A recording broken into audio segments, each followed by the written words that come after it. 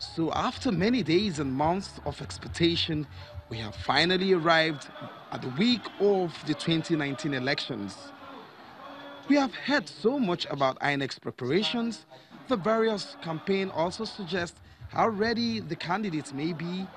But another critical mass in the mix, the voting population, shouldn't be left out. So we are keen on knowing how ready you are and what your expectations or concerns are. So come with me as I hit the streets to feel the pulse of the people.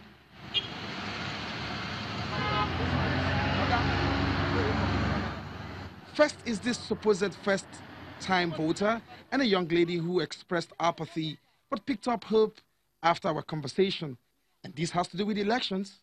I would like to see someone dedicated, someone selfless, someone determined, and someone that has God that is godly.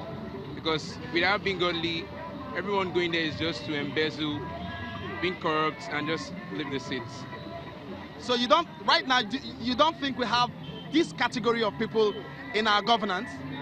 We have them already. You mean the trustworthy? What you have just they are, but they are not as much as that of the corrupt ones. They are minor in the system.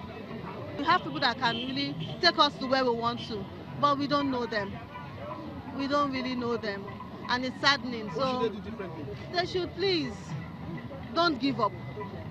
When you try today and you don't win, people didn't know you. When you come next time, a lot more people get to know you.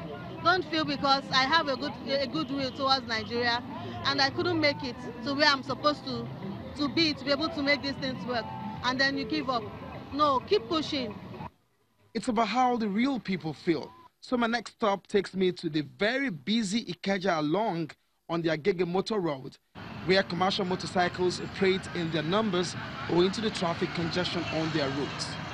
Their bait for whoever wants their vote is simple: protect our business. The days of using and dumping us are over, they say.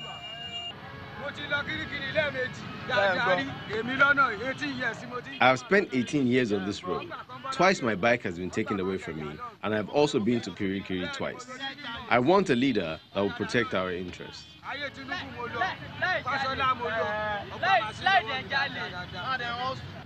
My day won't be complete without the evening drive. Here I am, arriving at the table of men. Good, sir. How you doing? Good to see you. Good to see you. Man, what's up? I'm okay. What kind of a leader will fit the billion as they prepare to vote? First of all, I think we should be discussing what an ideal kind of president you would want to see. With all due respect to the speaker, I don't care about the names, I don't care about who rules. What I care about is basically somebody who is situated within the ICT mix. If you hear the ICT mix, I'm talking about having tried everything and failed. The only thing that remains for us to move this country forward, we're not talking about running, we're not talking about leapfrogging, we're talking about staple voting.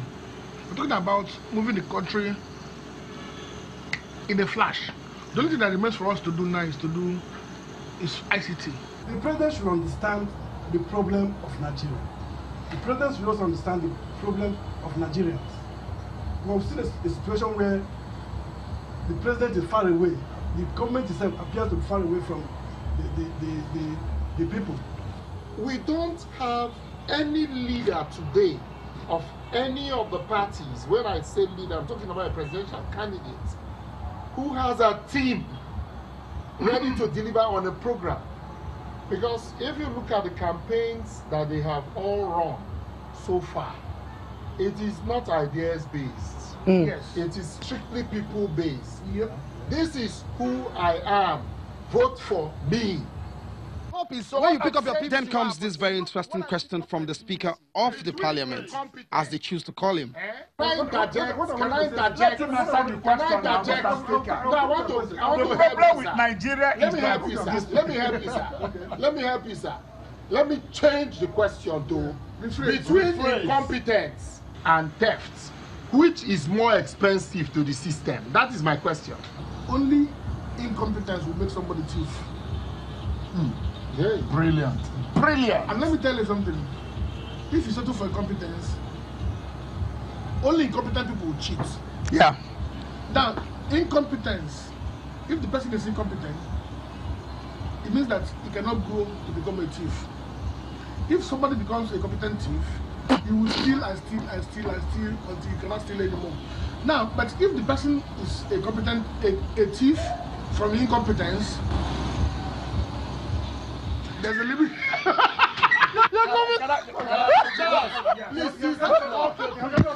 You just confused himself.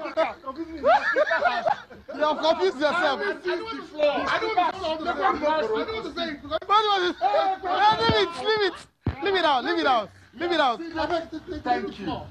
Can you imagine? Can I say this? So much to talk about in one evening. Oh, for sure. Nigerians are not bereft of ideas.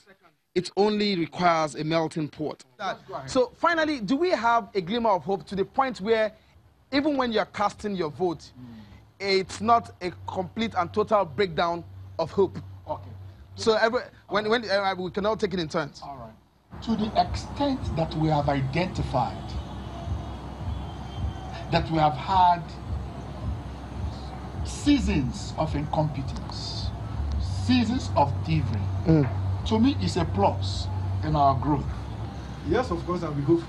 We need to begin to Excuse me. ICT, because once you have restless mind, creating ideas, creative in the creative field, they begin to create multiples of jobs. If INEC fails, if the security agencies fail, if they allow themselves... Failure will mean what? Failure will mean allowing themselves to be compromised. Okay. If they fail in that regard, then our democratic experiments, our democratic aspirations will have suffered. Irrespective of the vote you cast. Irrespective of the vote anybody casts. Because it will not reflect the aspirations of the people. Beyond the hopes, beyond the reasons to canvass, and beyond the reasons to cast votes and canvass on the part of the candidates, there is the third person who is the electoral body that needs to make sure that there's a cementing or there's a nexus between the candidature and the hope and aspirations of the people. INEC is the umpire, INEC is the middleman. INEC had better, by the wish of the people, do a better job. From here, somewhere in Amu or Dofi in Lagos, this is Olu Phillips for Channels Television News.